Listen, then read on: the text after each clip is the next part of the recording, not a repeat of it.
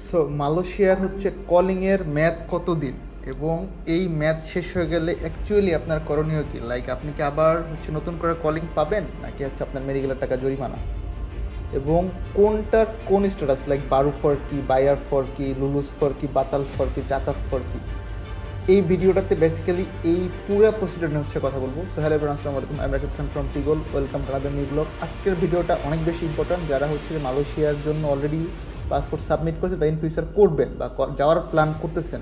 So আপনারা এই ভিডিওটা এ টু জেড দেখলে যেটা হবে, ফুল প্রসিডিওরটা আপনার একটু মেমোরাইজ হয়ে যাবে যে মেডিকেলের পরবর্তীতে কোন স্টেপে আসলে কী বুঝায় এবং এইটার আসলে মিনিং বা ভ্যালুটা কী। আমি একটু নোট করে রাখছি এই যে সবগুলো পয়েন্ট একটু মনে রাখা টাফ।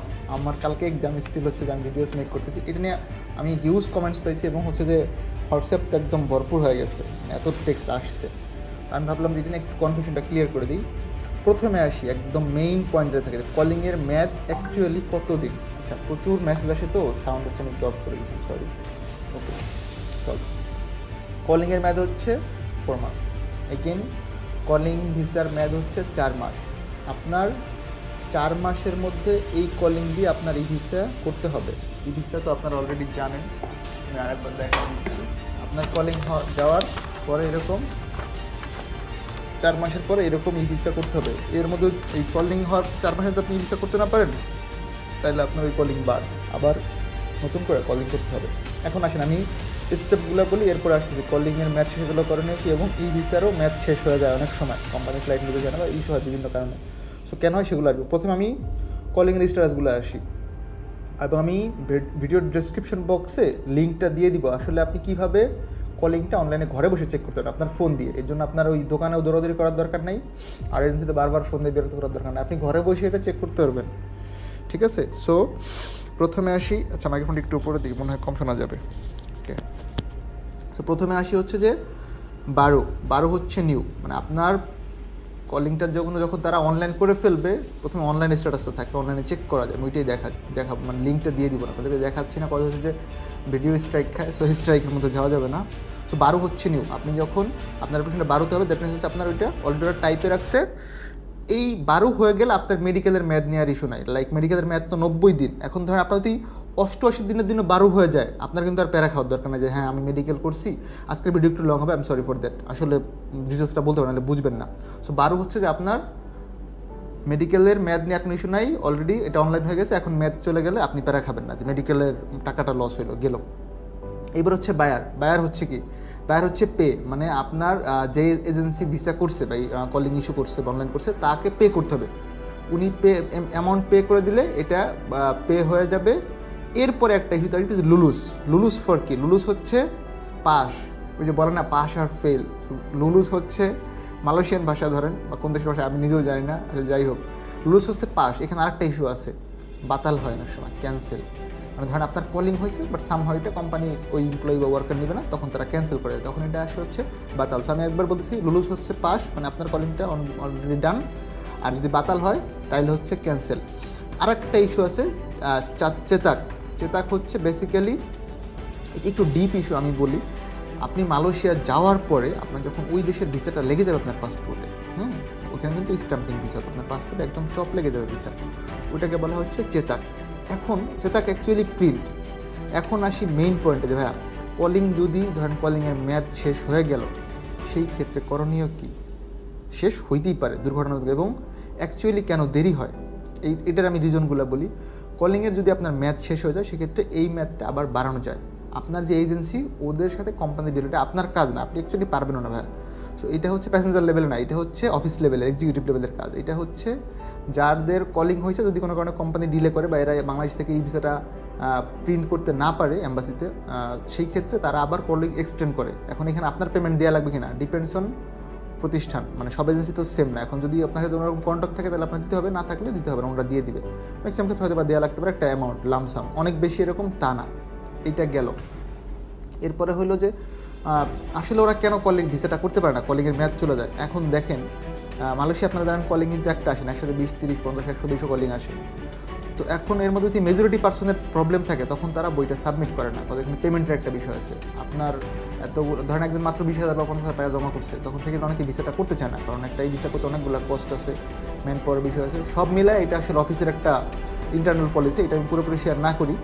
তো সেক্ষেত্রে এইরকম ইস্যু হয়। আবার ধরেন আপনি আপনার সাপ্লায়ারকে যে পেমেন্ট দিয়েছেন গ্রামের যে এজেন্ট, কিন্তু সে অফিসে পেমেন্ট সাবমিট করে নাই, সে নিজে ওইটার দিয়ে বাজার করে খেয়ে ফেলছে, সেক্ষেত্রে কী হবে? অফিস তো আর নিজের পকেট থেকে দিয়ে করবে না, কজ করলে আপনি যদি ফ্লাইট না যান এটা লায়াবিলিটি কে নিবে। সো এই বিষয়গুলোর কারণে অনেক সময় তারা ই ভিসাটা প্রিন্ট করে না। ধরেন আপনার ম্যাচ শেষ হয়ে গেল, ই ভিসা হলো না, তখন তারা কী করবে? কলিং এক্সটেন্ড করবে। যদি কোম্পানির সাথে তার ভালো এগ্রিমেন্ট থাকে, কোম্পানি কলিংটা আবার নতুন করে 4 মাসের জন্য এক্সটেন্ড করে দিবে। সো 4-8 মাস, এবং সেকেন্ড টাইম যদি আপনার কলিং এক্সটেন্ড করে, ই ভিসা না হওয়ার কোনো রিজন নাই। এইটা গেল একটা ইস্যু। দ্বিতীয় ইস্যু হচ্ছে যদি আপনার ই ভিসা ক্যান্সেল হয়ে যায়, সেই ক্ষেত্রে আবার ই ভিসা করা সম্ভব ওই কলিংয়েই। আমি এগেন বলি, কলিং এক্সটেন্ড করার জন্য বা ই ভিসা এক্সটেন্ড করার জন্য আপনার মেডিকেলের প্রয়োজন নেই, আপনার ওই একটা মেডিকেল দিয়ে হয়ে যাবে, অনলাইন থাকতে হবে, ঠিক আছে? ক্যান্সেল না, ম্যাচ ক্যান্সেল হয়ে গেলে কিন্তু হবে না। যদি আপনার বাতাল হয় তাইলে আর হবে না, মেডিকেল করা লাগবে। আর যদি বাতাল না হয়, লুলুসে থাকে, পাস থাকে, তাইলে এরা আবার নতুন করে হচ্ছে যে কলিং এক্সটেন্ড করতে পারবে, এবং যদি কলিংয়ের ম্যাচ শেষ হয়ে যায় আবার নতুন করে হচ্ছে ই ভিসা এক্সটেন্ড করতে পারবে, দুইটাই পসিবল। এবং ই ভিসা বা কলিং রিনিউ করার জন্য আমি আবার বলতেছি কোনো মেডিকেলের নতুন করে মেডিকেল করার প্রয়োজন নেই। এখন হচ্ছে যে একটা সেন্সিটিভ বিষয় নিয়ে কথা বলি, আমি নিজে মাঝে মধ্যে ভুলে যাই, আসলে এতগুলো জিনিস একসাথে না মেমোরাইজ করা একটু টাফ। যে আপনার কলিং ম্যাচ শেষ হয়ে গেলে, ই ভিসার ম্যাচ হয়ে গেলে আপনার অফিস পেমেন্ট দিবে না আপনি দিবেন, এটা আপনাদের আসলে বুঝা নিজেরা বলতে হবে। মেইন একটা কমেন্টস আমি পেয়েছিলাম যে ভাই আমার তো ই ভিসা হয়েছে, সরি কলিং হয়েছে 1 মাস 2 মাস, ই ভিসা পাচ্ছি না, সেক্ষেত্রে আমার করণীয় কী? দেখেন, আইন অনুযায়ী কলিংয়ের মেয়াদ হচ্ছে 4 মাস, আপনাকে অফিসকে 4 মাস টাইম দিতে হবে। কজ হচ্ছে যে 4 মাসের মধ্যে না করতে পারে তখন আপনি তার সাথে কথা বলতে পারেন বা তার এগেনস্টে স্টেপ নিতে পারেন, বাট এর আগে আপনি আইন অনুযায়ী পারবেন না। কজ হচ্ছে 4 মাস মেয়াদ, আপনি তাকে 4 মাস টাইম দিবেন, এটাই আসলে প্রসিডিওর হওয়া উচিত। এবং মেডিকেলের ক্ষেত্রেও সেম, আপনার মেডিকেলের মেয়াদ 3 মাস, আপনি তাকে 3 মাস টাইম দেবেন। 3 মাসের মধ্যে যদি না হয়, এর পরবর্তীতে আপনি যদি তার মাধ্যমে না যান, আপনি বলবেন যে ভাই আমার যেহেতু হচ্ছে না, আমার বই রিটার্ন করবেন, তখন সে আপনার বই দিতে বাধ্য। বাট মেডিকেলের যে 3 মাস মেয়াদ, এই 3 মাস আপনাকে ওয়েট করতে হবে। সেম ফর কলিংয়ের 4 মাস মেয়াদ, ই ভিসার জন্য আপনাকে 4 মাস ওয়েট করতে হবে। যদি না দিতে পারে, এরপরে আপনার বিরুদ্ধে স্টেপ নিতে পারেন বা বই রিটার্ন চাইতে পারেন। এবং সেম হচ্ছে ই ভিসার ক্ষেত্রে, ই ভিসার মেয়াদ 3 মাস, যদি 3 মাসের মধ্যে আপনার সেইটা মানে ভিসা না দিতে পারে, এরপরে হচ্ছে যে ই ভিসা 3 মাস মেয়াদ, এটা যদি ফ্লাইট না দিতে পারে, তখন ভিসা ক্যান্সেল হবে, এবং সেটা আপনার আলোচনা সাপেক্ষে। এখন এই জন্য তার সাথে আপনার চিল্লাচিল্লি করলে আসলে সমাধান হবে না, আর হচ্ছে যে কমেন্টস করে ফেললেও প্রবলেমটা সলভ। অনেকে দেখি কমেন্টস করে যে এখন কী করবো, মানে এরকম একটা কমেন্টসও মনে হয় যে মানুষ ভাববে যে আমি ওনার বই জমা নিয়ে ফেলছি। বিষয়টা কিন্তু এরকম না। আমার এই মুহূর্তে পেন্ডিং কোনো ঝামেলা কারোর সাথেই নেই, এবং আমার এখন অবধি টোটাল 3টা, আমার এই হিস্ট্রিতে এই গত 1 বছরে 3টা হচ্ছে কলিং ক্যান্সেল হয়েছে, তাদের মানে কোম্পানি ক্যান্সেল করেছে, নিবে না, আমি সুন্দর করে তাদের ডেকে বই ফেরত দিয়ে দিচ্ছি যে ভাই হবে না, আপনারা নিয়ে চলে যান ফুল অ্যামাউন্ট সহ। জাস্ট মেডিকেলের টাকাটা, এটা তো আসলে আমি নিয়ে নেই, মেডিকেলের টাকা তো আপনারা দেন মেডিকেল সেন্টার নেই, এটা আমার নেওয়ার অপশনে, রিটার্ন দেওয়ার অপশন রয়েছে। এই হচ্ছে টোটাল বিষয়। আরেকবার বলেছি, 12 হচ্ছে নিউ, বায়ার হচ্ছে পে, মানে পেমেন্ট করতে হবে, এটা অফিসের কাজ। লুলুস হচ্ছে পাস, বাতাল হচ্ছে ক্যান্সেল। চেতাক হচ্ছে আপনি এখানে যা পৌঁছানোর পরে মানে এ টু জেড যেই মানে কমপ্লিট হওয়ার পর আপনার উঠবে।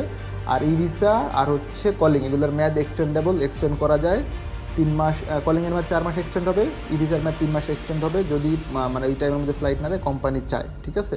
আর এর জন্য পেমেন্ট ইস্যুটা এটা আপনার এবং আপনার এজেন্সির সাথে পারস্পরিক বোঝাপড়া, এটা নিয়ে আমার কমেন্টস করার কোনো অপশন নেই, ইনফ্যাক্ট আমি করবো না। সো এই হচ্ছে বিষয়। আর ভিডিওর লাস্টে একটু বলি, যারা হচ্ছে আমার ভিডিওটা নিউ দেখতেছেন, please do subscribe my channel for latest updates, and হচ্ছে যে আপনার ফ্রেন্ডস ফ্যামিলিকে শেয়ার করেন যেন তাদের কাছে এই নিউজগুলো পৌঁছে যায়, এবং আমাকে হচ্ছে লাইক কমেন্টস করে পাঠিয়ে থাকবেন। সো ভালো থাকবেন সকলকে, আসসালামু আলাইকুম।